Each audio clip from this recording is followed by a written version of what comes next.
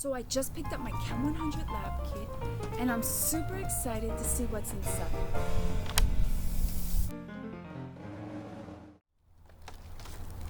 First, we have some safety glasses. Whenever I'm doing any experiments at home, I need to make sure that my eyes are protected and the safety glasses should be on. Next is this little baggie full of different goodies. So I have 3 plastic straw-looking tools, and these are my Scoopulas. And I can use either side to help me pick up and transfer solid material. The other longer tool in here is this hard white plastic tool. This is my spatula/stirrer. So I can use this harder white plastic device for stirring my reaction mixtures, or if I need to scrape something, maybe some solid off the side of a beaker, I can use either side of my stirrer as a spatula. In the baggie, we are also given some pH paper. That's going to come in handy for measuring the acidity level of the different solutions. And we have some filter paper. The name speaks for itself. Let's see, there's another baggie in here, and this baggie has steel wool.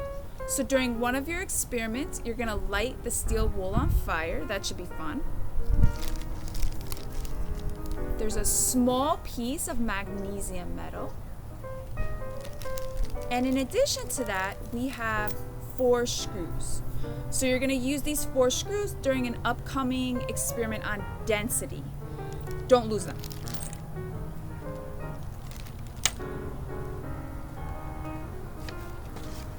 We are also provided with a funnel, and funnels are great for transferring liquids if you have a narrow opening on top.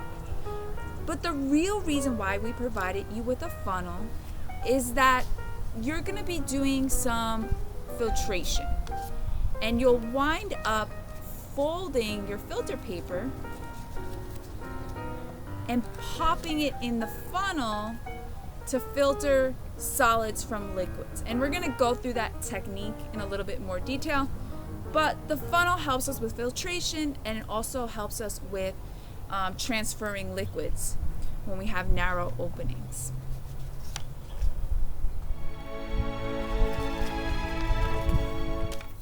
We were given cupric sulfate pentahydrate 4 grams, and we'll do a reaction with that later on. Probably the coolest thing in here is this scale, and this is going to allow us to obtain the mass of both solids and liquids as we go through some of these at-home experiments. And we were also given 2 boxes at the lab kit pickup. So this is the Ultimate Plastics lab set. Let's see if it's really the ultimate. So in here we have 4 graduated cylinders. So a 100 milliliter graduated cylinder, a 50, a 25, and a 10 milliliter graduated cylinder.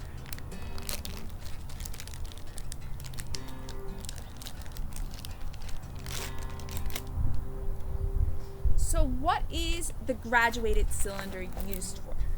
So graduated cylinders are used to measure volume. You don't want to use anything else to measure volume. So we were also given beakers, and they have volume markings, but don't use a beaker to measure volume. You want to use your graduated cylinders, and then that begs the question, which graduated cylinder do you use? You always want to use the smallest graduated cylinder that will accommodate the volume that you're interested in measuring. So if I just need 5 mils of a liquid, I want to grab the 10 milliliter graduated cylinder. That's going to give me the best precision when measuring a small volume, like 5 mils.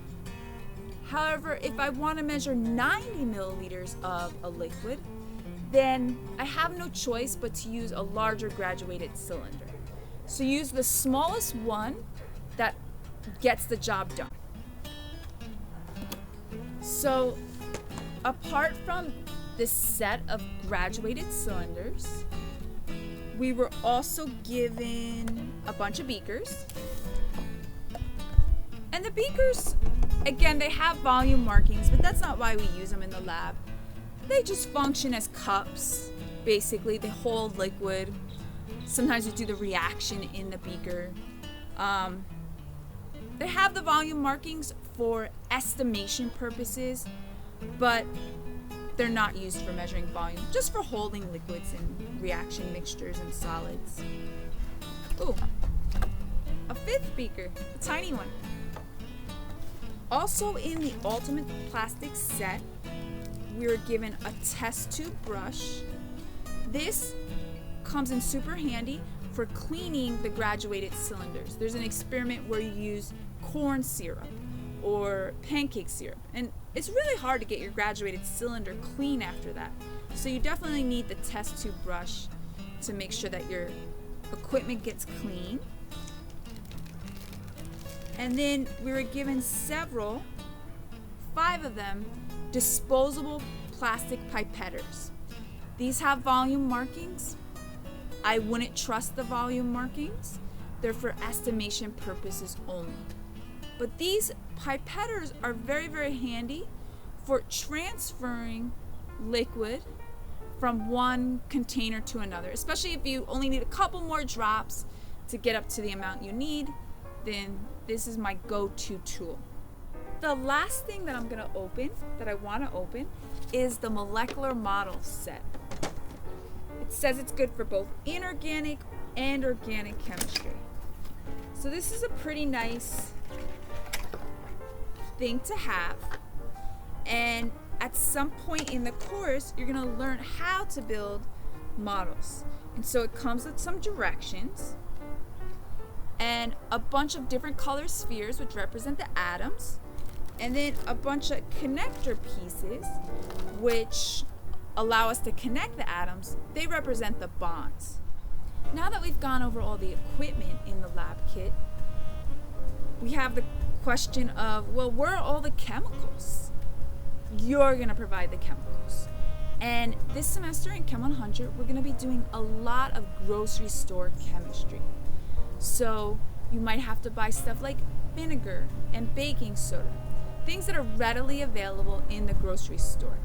Just keep that in mind, however, and leave yourself enough time to buy the items. And then these at-home labs are going to take a little bit more time.